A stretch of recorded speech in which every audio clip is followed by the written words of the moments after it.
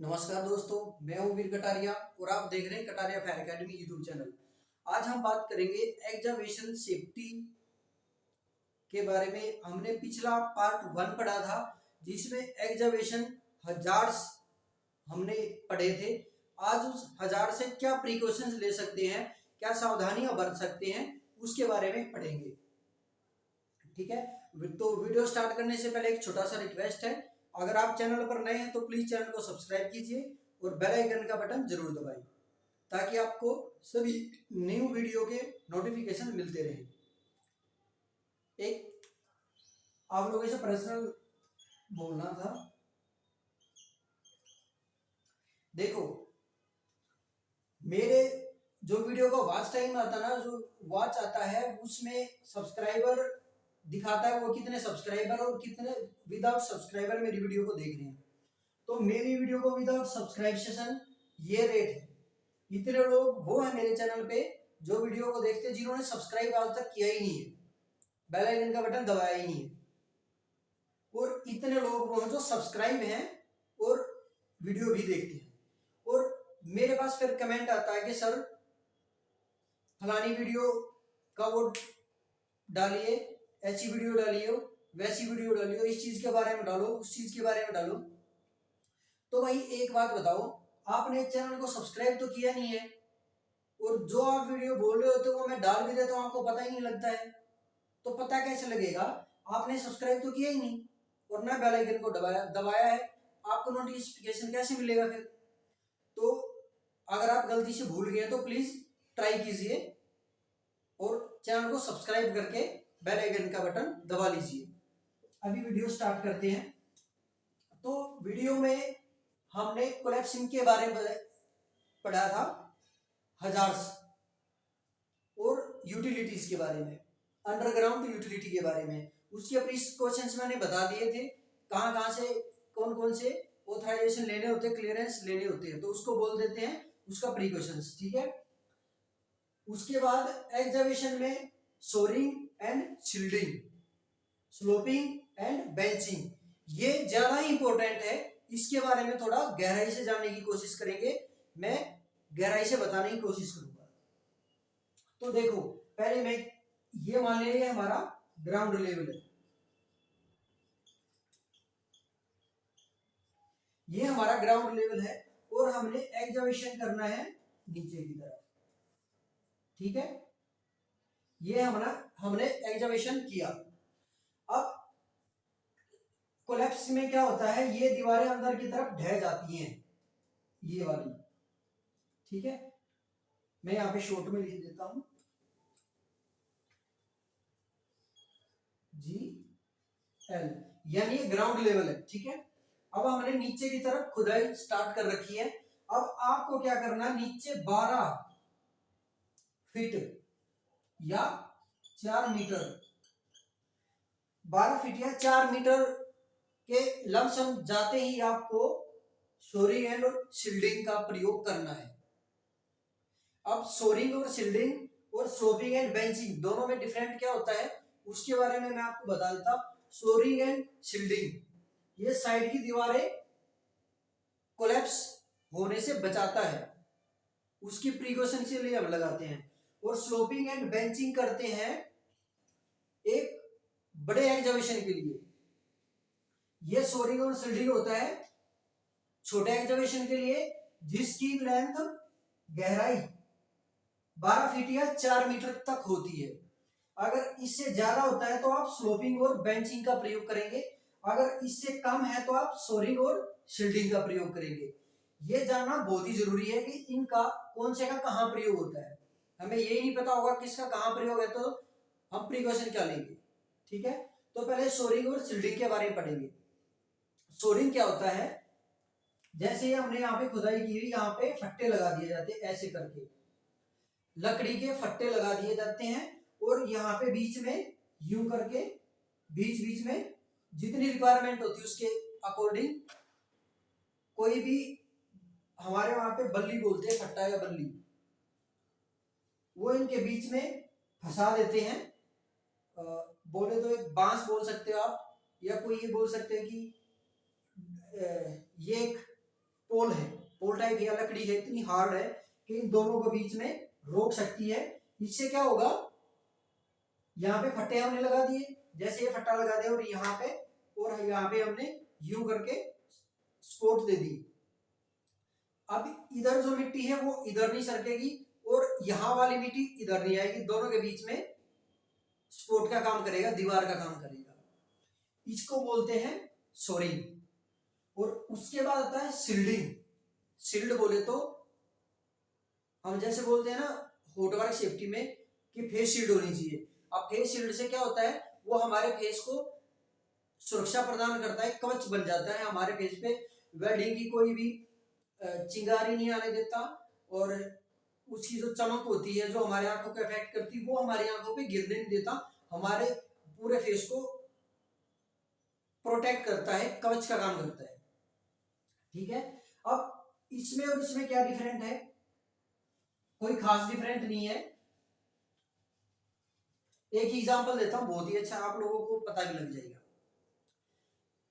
हम अपने घरों में जब लेंटर डालते हैं ना, तो पुराना वर्जन क्या था कि फटिया लगा देते थे, पूरी फट्टी डाल करके उसके नीचे ऐसे पिलर या बीम कोई भी लकड़ी के गट्टे खड़े करते थे और उसको पूरा का पूरा एक कच्चा प्लेटफॉर्म बनाते थे। उसके बाद जाल डालते तो लोहे का, फिर हम सीमेंट आरसीसी डालते थे, लेंटर बनाते थे। ठीक है, उसके बाद अब एक नया वर्जन क्या आया है, ये फट्टे वाला काम खत्म हो गया है। लकड़ी वाले फट्टे जो फटियां रहती है वो खत्म हो गया।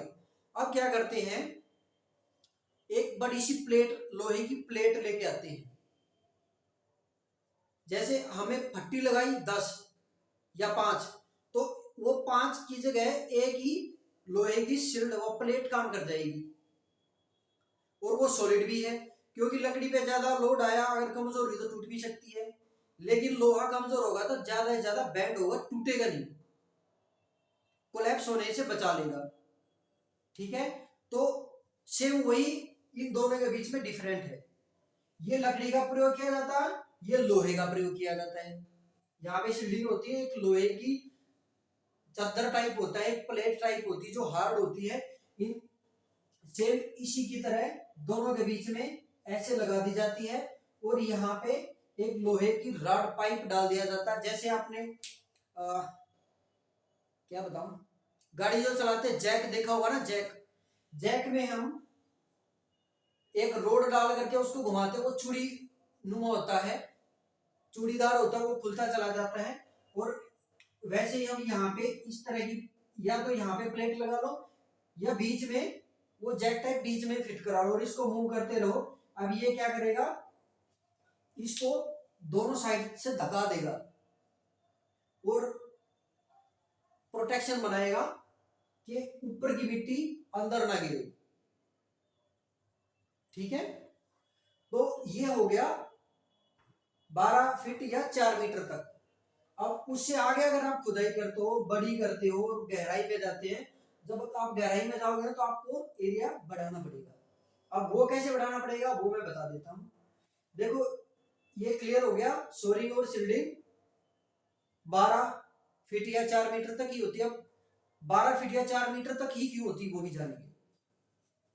आपने देखो, मान लिया जैसे ये जेसीबी है, एक यहां से मुड़ा और यूं झापा उठाया, यूं किया, यूं करके, जो ये वाला पार्ट और ये वाला पार्ट ये मिला के मैक्सिमम 15 फीट तक ही होता है, इससे ज्यादा वो एग्जीबिशन कर ही नहीं सकता, इससे ज्यादा एग्जीबिशन कर ही नहीं सकता। इसलिए ये स्टैंडर्ड बनाया हुआ है 12 फीट और 4 मीटर का। अगर इससे आगे उसको वो करना पड़ेगा तो वो इसके और इधर आएगा। अब उसके बाद आप चाहे यहाँ पे सोरिंग और शिल्डिंग दोनों कर लो, अगर और भी यहाँ खड़ा होके उसको खोदने की कोशिश करेगा तो पक्का करेंगे उसके अंदर चली जानी है। तो इसलिए ये 12 फीट और 4 मीटर बनाया गया है। ठीक है, अब हम बात करते हैं स्लोपिंग और बेंचिंग की। स्लोपिंग और बेंचिंग में क्या होता है, जैसे हमें यहाँ पे मान लिया इस तरह करके 4 मीटर की हमें खुदाई करनी, ये हमारा ग्राउंड लेवल है और हमें 4 मीटर यहां से नीचे की तरफ जाना है यूं। अब हम क्या करेंगे, अब डिपेंड करता है, ये हम स्लोपिंग की बात कर रहे हैं फिलहाल। ठीक है, स्लोपिंग में क्या होता है, देखो स्लोप का मतलब क्या होता है, ढलान, यूं करके, यूं तो खड़ा सीधा है, अगर ये थोड़ा तिरछा किया जाए तो ये जो लेवल आ गया ये स्लोप आ गया, ये है, ये पूरा खड़ा है, अब इसको यूं कर दिया तो स्लोप हो गया, और जितना करते जाएंगे स्लोप में आ जाएगा, और यहाँ पे आगे इसको ओरिजेंटली बोल देते हैं। अब ऐसे तो ओरिजेंटल तो जमीन है ही, तो इसको हम ऐसे और ऐसे करके स्लोपिंग करते हैं। वो डिपेंड करता है सोइल के बारे में। सबसे पहले जब हम सोइल की टेस्टिंग करते हैं ना, मैंने बताया था कि देखना है वो कितना बुरबुरा है, कितना बालू टाइप है और कितना हार्ड है, उसके ऊपर डिपेंड करता है। अगर आप कभी आपने रेत या बालू में खुदाई की होगी तो आपने देखा होगा कि हम यहां से खुदाई कर रहे हैं, मान लिया ये हमने नीचे की तरफ खुदाई करी और यहाँ पे डाल दिया, वो फिर नीचे आ जा रहा है, मिट्टी खोद के यहाँ से वो फिर नीचे जा रहा है, तो वो क्या होगा, आपका नीचे वाला जो ये डिस्टेंस है, जितनी आपको नीचे खुदाई करनी थी डिस्टेंस वो नहीं हो पाएगी। तो अब वो बार बार नीचे आ रहा है, तो आपको क्या करना है, इसको ऐसे करके स्लोप कर देना है, यूं। ये जो खुदाई हो रही है ये स्लोपिंग में हो रही है, ठीक है, इसको बोलते हैं स्लोपिंग। अब ये डिपेंड करता है बालू के ऊपर, अगर ज्यादा है तो आपको स्लोपिंग और ज्यादा बढ़ा देना है, अगर ज्यादा बुरबुरा है बालू टाइप है तो स्लोपिंग ज्यादा बढ़ा देना है, ऐसे करके स्लोपिंग ज्यादा बढ़ा देना है, ठीक है। अगर वो हार्ड है तो इसका ये वाला हिस्सा थोड़ा खड़ा हो जाएगा, कोण कम हो जाएगा, ठीक है। अगर हम यहाँ पे ये बात करें तो 75 डिग्री है और यहाँ पे ये 90 डिग्री पे, ठीक है, तो इसको बोलते हैं स्लोपिंग। अब बात करेंगे बेंचिंग की। आप कभी शहरों में गए होंगे, बड़े बड़े शहरों में जो बड़ी बड़ी बिल्डिंगें बनती है ना, और अंडरग्राउंड बेसमेंट जो बनाया जाता है, उसमें क्या करते हैं, बहुत ज्यादा एरिया में खुदाई की जाती है। मान लीजिए ग्राउंड लेवल है और ये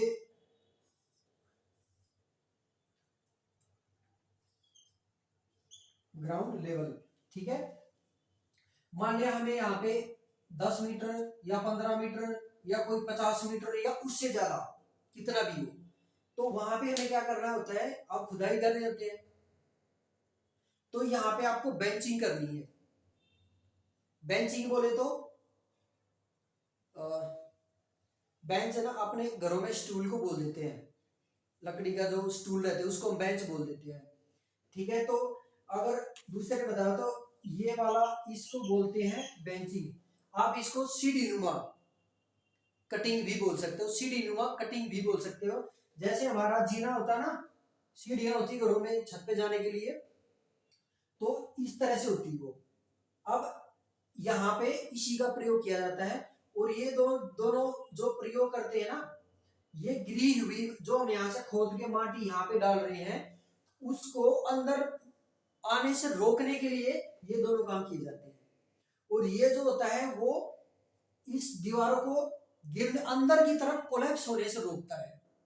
अब दोनों में डिफरेंट देखिए, फ्लोरिंग और सिल्डिंग इन दीवारों को अंदर की तरफ कोलैप्स होने से रोकता है, और ये जो स्लोपिंग है इससे क्या होगा, ये आपकी दीवारें से नहीं गिरेगी।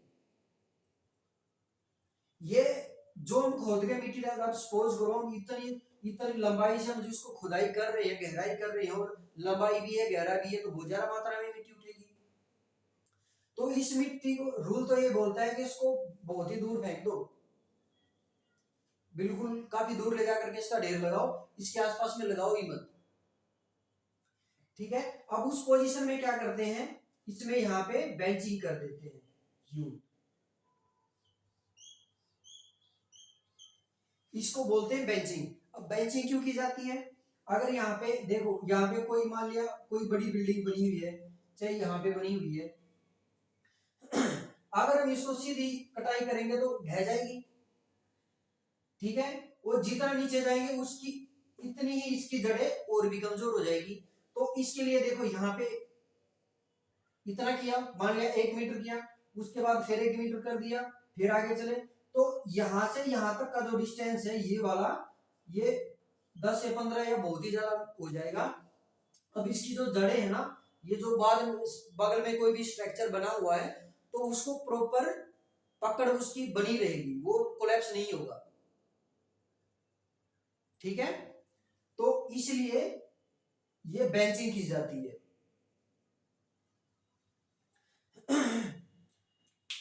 अगर इसमें किसी प्रकार का कोई डाउट है तो आप बता सकते हैं फोन कर सॉरी कमेंट करके। और यहाँ पे ना मैंने बताया था कि बैरिकेटिंग होना चाहिए। अब यहाँ से जो हम कर रहे हैं ना, यहाँ से यहाँ 1 मीटर होना चाहिए। अब 1 मीटर क्यों होना चाहिए वो भी मैं बता देता हूँ। हमने बैरिकेटिंग किया, पता लगे आज के ना, आज के टाइम में ना फोन के दीवाने बड़े हैं, बहुत लोग फोन के दीवाने हैं, वो अपने फोन पे लगे पड़े हैं, बस आगे जा करके जब तक यहां तक आए वो तो अंदर ही चलेगी फिर। तो उससे पहले ही 1 मीटर पहले ही आप बैरिकेटिंग कर दो। अगर शॉफ्ट भी किया है तो बंदा वहां पे, अगर मान लिया उसके पास में कोई चीज पड़ी, ठोकर लगी और उसके अंदर जा गिरा, अब यहाँ पे क्या करेंगे हम, अगर यहाँ पे हमने, मैं एक बार ये बना देता हूँ,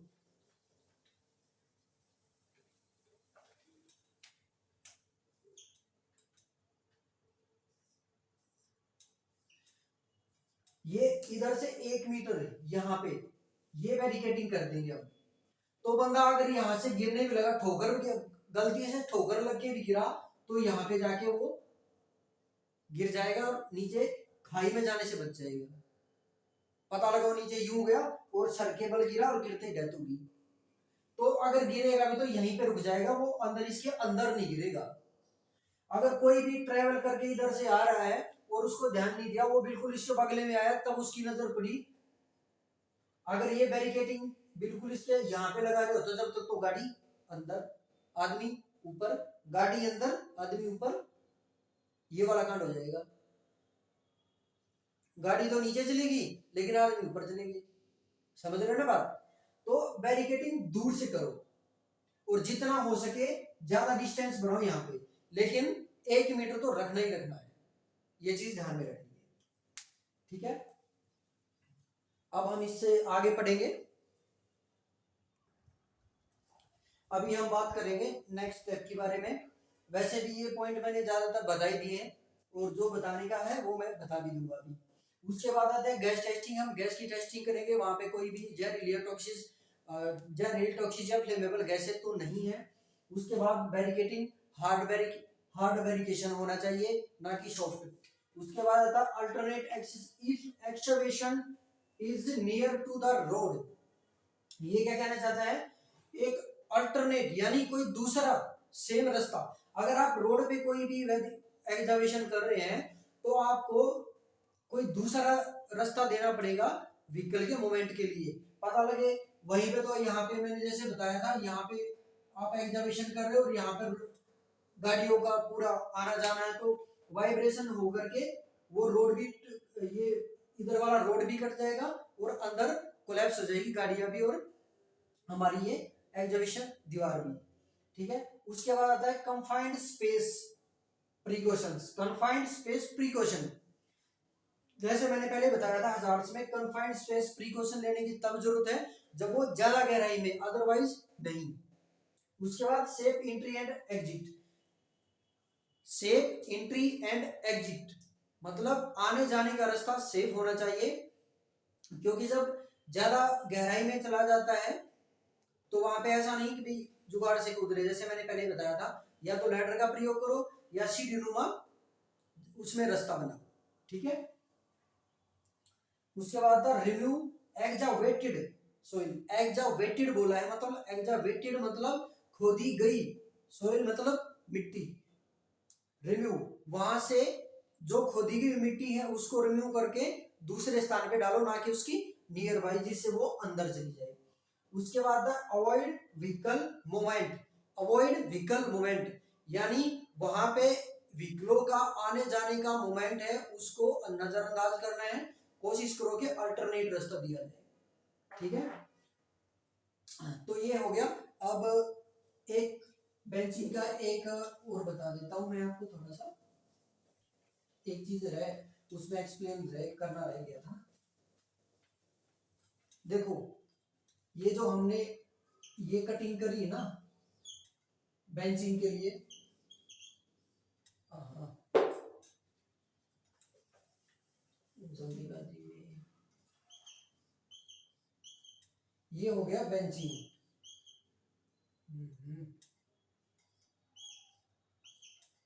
ये हो गया बेंचिंग, ठीक है। तो इसमें बेंचिंग में क्या होता है, अगर यहां से कोई भी ऑब्जेक्ट या कोई भी सामान, मिट्टी, आदमी, गाड़ी, कुछ भी गिरा तो यहां से जाके यहां रुकेगा, यहां तक नहीं गिरेगा। वो यहां काम करने वाले लोगों को नुकसान नहीं पहुंचाएगा। किसी भी कारण से यहां से बच के यहां गिरेगा, यहां से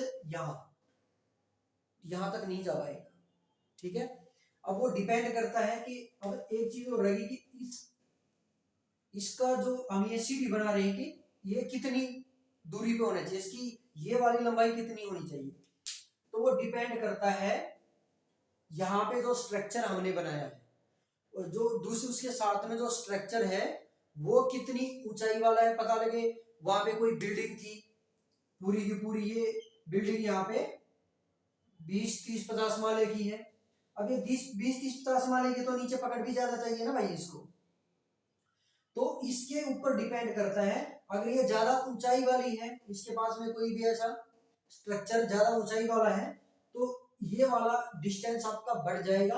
आप इसको 1 फीट से 2 फीट कर सकते हैं, 3 फीट 1 मीटर तक कर सकते हो, ठीक है। तो ये डिपेंड करता है इसके ऊपर।